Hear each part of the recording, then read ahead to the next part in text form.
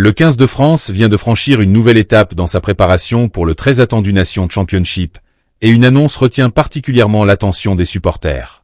Le sélectionneur Fabien Galtier a officiellement renforcé son groupe avec 9 joueurs ayant disputé la finale du top 14, une décision qui confirme sa volonté de s'appuyer sur les hommes les plus performants du rugby français.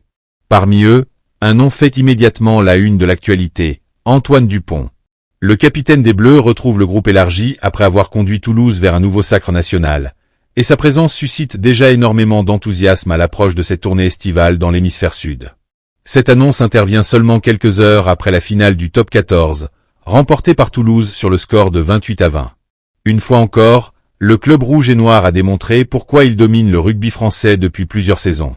Cette 4e couronne consécutive récompense un collectif impressionnant, mais aussi plusieurs joueurs qui représentent aujourd'hui la colonne vertébrale du 15 de France. Naturellement, Antoine Dupont attire tous les regards. Considéré comme l'un des meilleurs demi de mêlée de la planète, il n'a plus disputé de rencontres internationales dans l'hémisphère sud depuis 2017. Si sa présence dans le groupe est désormais confirmée, il ne participera pas au premier test face à la Nouvelle-Zélande.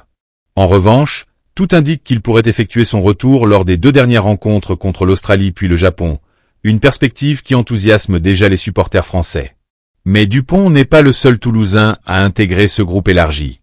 Emmanuel Mifou, impressionnant par sa puissance, Alexandre Rouma, Pito Movaka, Calvin Gourgue et Romain Ntamak rejoignent également les Bleus.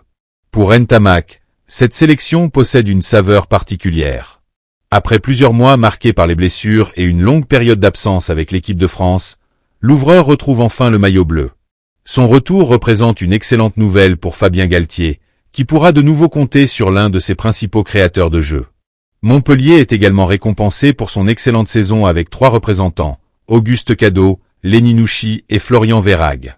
Pour Cadeau, cette convocation constitue peut-être le début d'une aventure internationale, puisqu'il pourrait connaître sa première sélection avec le 15 de France.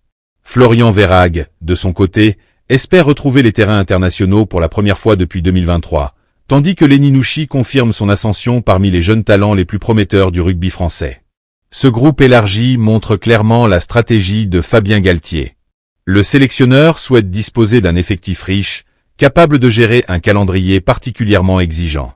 Les joueurs qui viennent tout juste de terminer la finale du top 14 bénéficieront d'un temps de récupération avant de rejoindre pleinement leurs coéquipiers.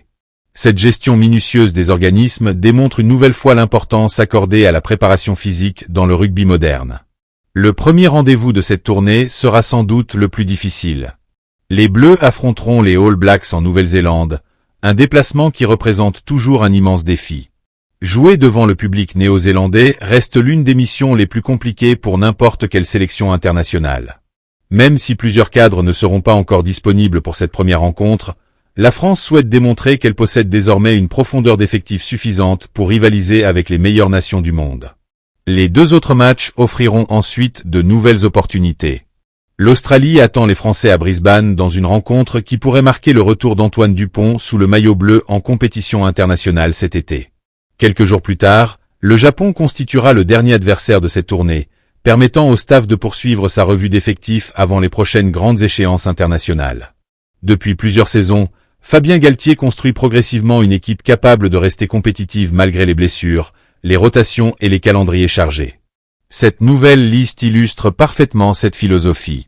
Les jeunes joueurs continuent d'être intégrés aux côtés des leaders expérimentés, créant un équilibre qui pourrait devenir l'une des principales forces du 15 de France. L'association potentielle entre Antoine Dupont et Romain Ntamak suscite déjà de nombreuses discussions. Pendant plusieurs années, les 2 hommes ont formé l'une des charnières les plus redoutées du rugby mondial. Leur complémentarité, développée aussi bien à Toulouse qu'en équipe de France, pourrait rapidement retrouver toute son efficacité si les 2 joueurs retrouvent leur meilleur niveau physique. Pour Emmanuel Mifou, cette tournée représente également une occasion importante de confirmer son statut. Sa puissance dans les phases de conquête et son impact dans le jeu courant apportent une dimension supplémentaire au pack français. Pito Movaka, quant à lui, continue de s'imposer comme l'un des talonneurs les plus complets du rugby international grâce à son activité permanente et sa capacité à créer des différences ballons en main. Les supporters français observent également avec beaucoup d'attention les jeunes joueurs convoqués. Chaque tournée internationale permet souvent de révéler de nouveaux talents capables de s'installer durablement au plus haut niveau. Les performances réalisées durant ces 3 rencontres pourraient influencer les futures sélections et redistribuer certaines places au sein du groupe France. L'objectif reste néanmoins collectif.